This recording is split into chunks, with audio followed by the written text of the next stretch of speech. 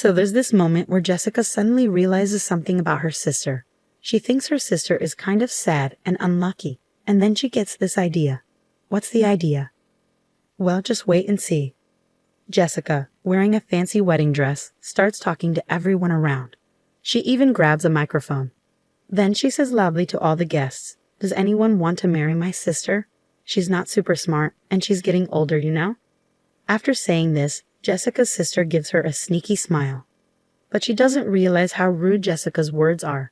The room suddenly feels weird, and people start whispering.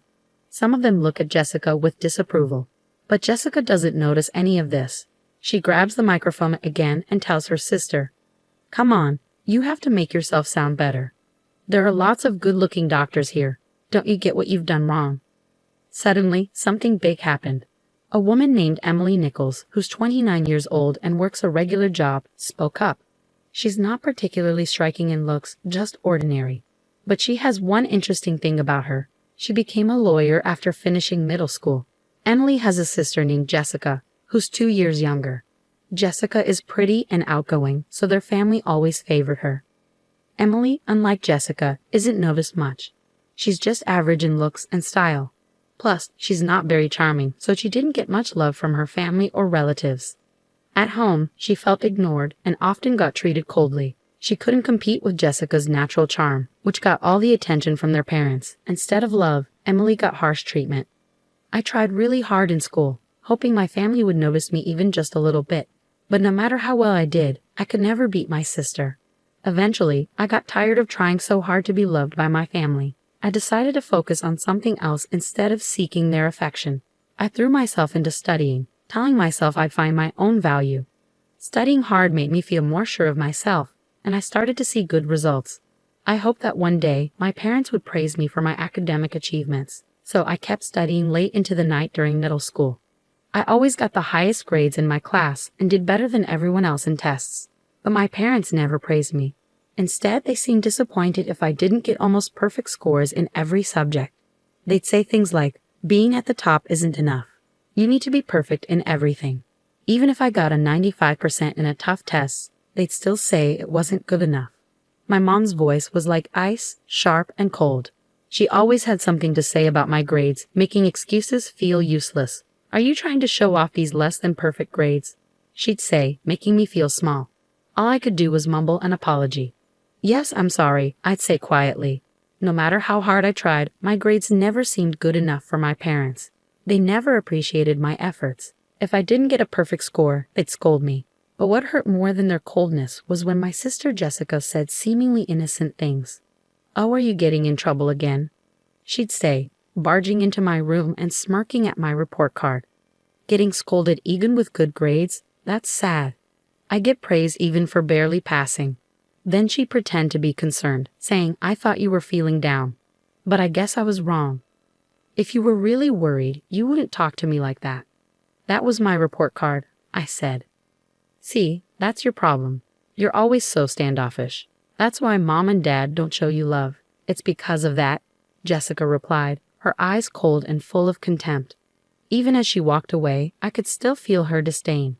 After she left, I heard her cheerful laughter with our parents from the living room. I should have been used to this by now, but I couldn't stop the sadness that welled up inside me. Tears streamed down my face. In my hand was my report card, now crumpled from my tight grip. I made a new resolve to stand on my own and escape this suffocating family environment. I decided that excelling in my studies and improving my abilities was the key to my freedom. From that moment on, I promised myself I would make it happen. I threw myself into my studies with even more determination than before. One day, as the autumn breeze blew through the classroom windows, my father made an unexpected announcement. "Emily, you will not go to high school. You need to start looking for a job immediately," he said coldly. I was shocked and didn't know what to say. "Why would you say that?" I asked, trying to hide my confusion. My father replied, "It's not worth investing more in you. If you want to go to high school, you'll have to pay for it yourself. If you can't do that, you'll have to give up." "But I'm still in middle school. I can't get a job that pays enough. How am I supposed to?" I tried to argue, but he wouldn't listen. "Then you'll just have to accept it.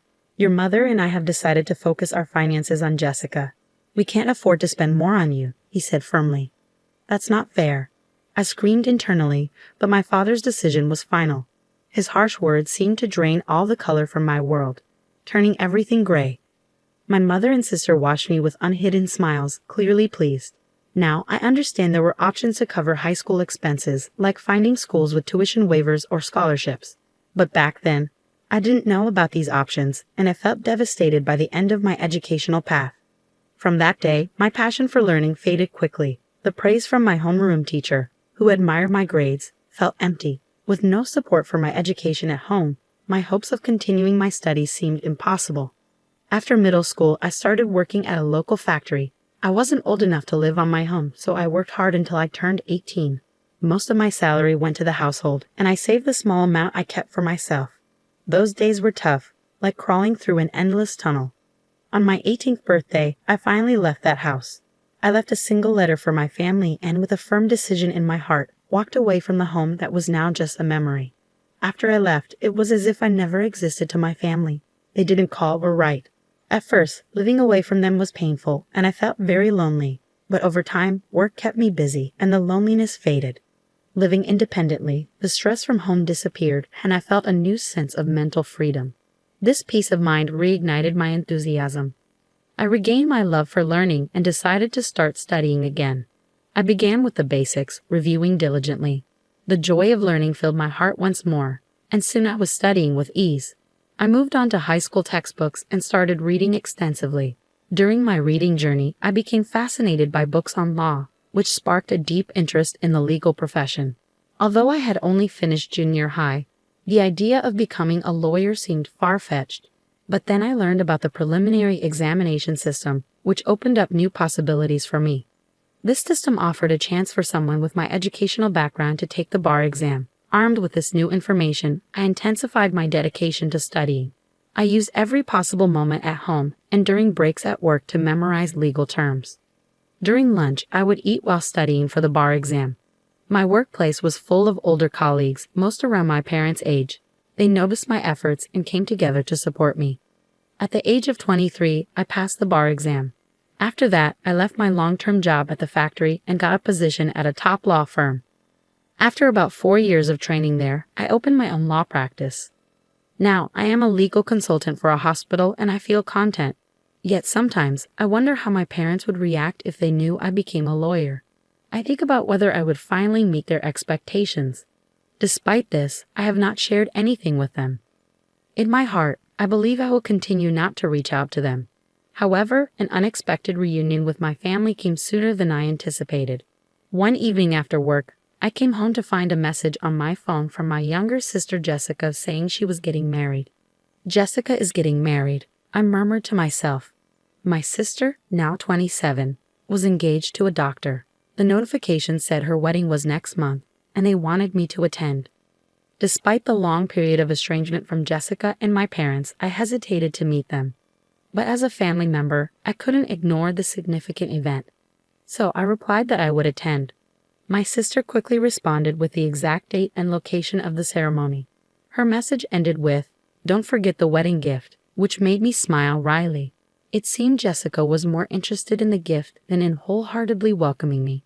I decided to use the wedding as an opportunity to reunite with the family and then part ways again. On the day of Jessica's wedding, I, Donna, carefully chose a blue dress and headed to the venue. After completing the entrance formalities, I took my seat in a family area where my father and mother were already seated. "You have some nerve showing up here. You must be doing well for yourself with the meager earnings from the factory," my father said coldly.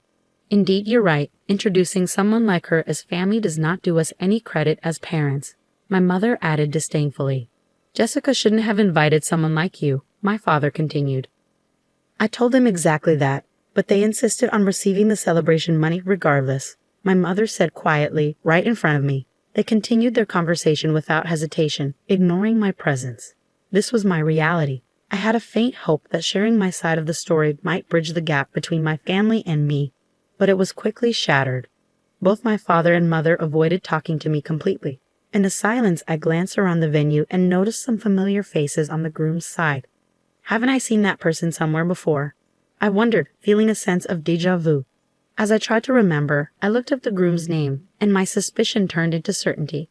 The connection I had anticipated became clear, and I couldn't entirely hide my surprise. It felt like a twist of fate.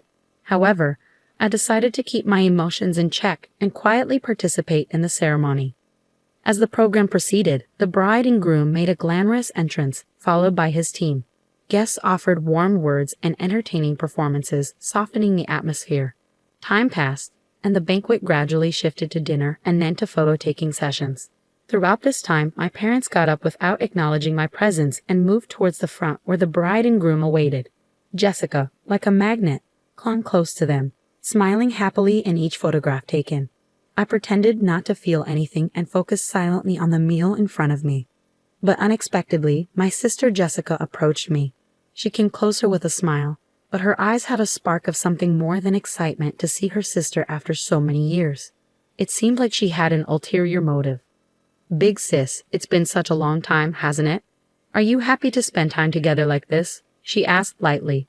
I nodded quietly, expressing my genuine thoughts. "Yes, the banquet food is really wonderful," I replied with a sarcastic smile. Jessica continued, "You can't get such luxurious food at the factory you work at, can you? You should be grateful for this opportunity." Something inside me felt like it was being torn apart, but I didn't show it on my face. Jessica's words grew sharper, cutting into me with a taunting edge. "Oh dear, did I upset you? I'm sorry, but it's natural for you to be envious, isn't it? Your little sister marrying a doctor and all." The phrase "I'm sorry" slipped from her mouth flippantly, as if it were a meaningless ornament. I kept my expression unchanged and quietly waited for her next move. Then Jessica whispered in my ear, "Big sis, because I feel sorry for you, I've come up with a great idea." Despite maintaining my composure, I asked with suspicion, "A great idea? What is it?" Jessica replied with satisfaction, "You'll see, just watch closely." Adorned in her elegant wedding dress, she gathered the attention of everyone around as she received a microphone from the staff. Suddenly, she announced loudly to the guests, "Ladies and gentlemen, you may not be aware, but my sister is here. She may not have the highest education or be the youngest, but if there is anyone kind-hearted enough, could you please take her under your wing?" My face turned red in an instant.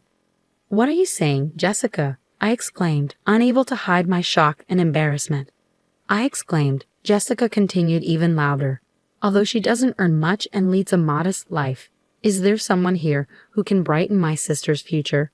As everyone's attention focused on me, Jessica seemed to be relishing my confusion, sporting a smug smile. Then something unbelievable happened. Jessica's disrespectful behavior escalated, and shockingly, even our usually gentle parents joined in. "Please treat her kindly." Their careless comment was the last straw for me. Rage surged inside me. How far will they go to satisfy their desire to ridicule someone? Especially at a moment of happiness? I couldn't believe it, but it was time for them to face reality. As the atmosphere in the venue shifted and murmurs grew, Jessica, unaware she was once again the center of attention, cheerfully took the microphone, calling out, "Emily, look, there are so many doctors gathered here. It's your chance." I remained silent, but my solemn gaze conveyed a strong will. "This is the end for you," I thought. Jessica, confused, could only respond with, "Heh." I approached her calmly, saying, "You'll understand soon just how terrible your actions have been." As Jessica tried to make an excuse, the groom suddenly raised his voice to address the venue. "Wait, please. Why are you leaving your seats?" His voice captivated everyone.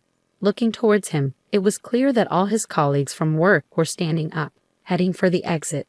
Even as the groom tried to stop them, a dignified man who seemed to be the hospital director spoke to him firmly. "The recent remarks of the bride were so unpleasant that I'm in disbelief. I apologize, but we can no longer stay here. We will take our leave now."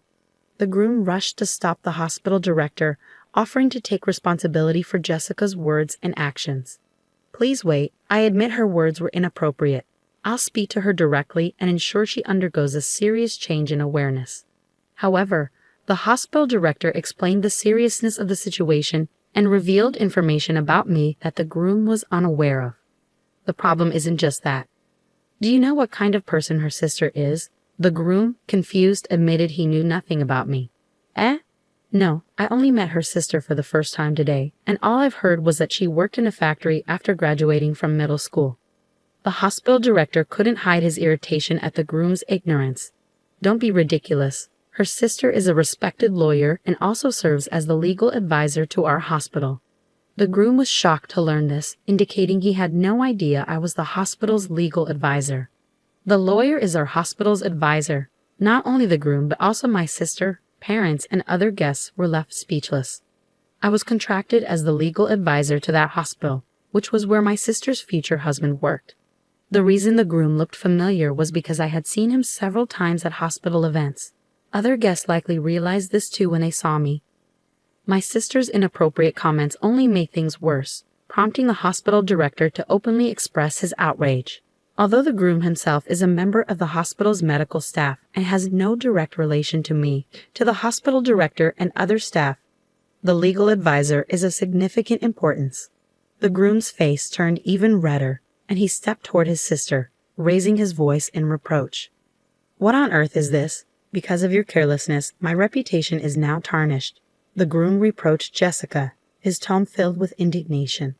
Jessica stumbled over her words for a moment, then defended herself like a bewildered child. "It's not like that. I truly had no idea that my sister was in such a prestigious position." Growing more indignant, the groom continued to chastise Jessica for her ignorance. "Ignorance is no excuse. And how can you speak so lightly and disrespectfully of your own sister? As a human being, your behavior is at the very bottom. You've truly lost sight of what's valuable." Desperately trying to elicit some understanding, Jessica pleaded, "Wait a minute, listen. I have a good reason." However, the groom, unwilling to hear her explanation, declared decisively, "The withdrawal from the marriage itself. I have no interest in hearing your excuses. Our marriage discussion ends here." Shocked by his words, Jessica collapsed on the spot as if her soul had left her, her complexion turning deathly pale. Then, in a fit of anger, the groom and the guests disappeared from the wedding hall. As I was about to leave, I heard a desperate cry from my sister behind me. "Please help me, Emily." But I didn't let her cries sway me. Confronting her with a stern tone, I said, "Help you say? Why should I do such a thing for you? The situation you're in now is the result of your own actions. Trying to get a laugh with a joke that mocks others and then playing the victim when it fails is pathetic. I can't accept it." Jessica, confused and anxious, pleaded, "Why are you being so harsh? If you had known about my success as a lawyer," I replied calmly but firmly, "why didn't you bother to contact me? In fact, I was planning to end our relationship after this wedding, but seeing your unfortunate end, I'm somewhat satisfied. You must be disappointed that your engagement to a doctor has been called off. Well, you better work hard to find your next prospect." With those words, I left the venue with dignity. From afar, I could hear the critical voices of my sister and parents. Everything went as expected, and my sister's marriage was no more. The parents, who had believed a secure future was guaranteed through my sister marrying a doctor, expressed their anger towards her for the first time.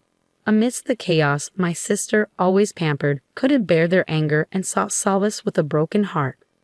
But I turned a blind eye to her pleas, devoid of sympathy. I never answered her calls, despite her repeated attempts, and I cut off all contact with the family. I heard that my sister had quit her job, now unemployed, estranged from our parents, and spending her days isolated at home. As for me, I am enjoying a very satisfying life both professionally and personally, leading a peaceful existence without major problems. Although my relationship with my family has been rocky, I am grateful for the strong support I receive from colleagues and friends. This contented life isn't just luck, it's the result of years of self-improvement and hard work.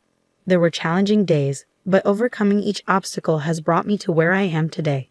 Reflecting on my past struggles and their impact on my growth, I aspire to continue living a fulfilling life at my own pace, setting achievable goals while minimizing stress.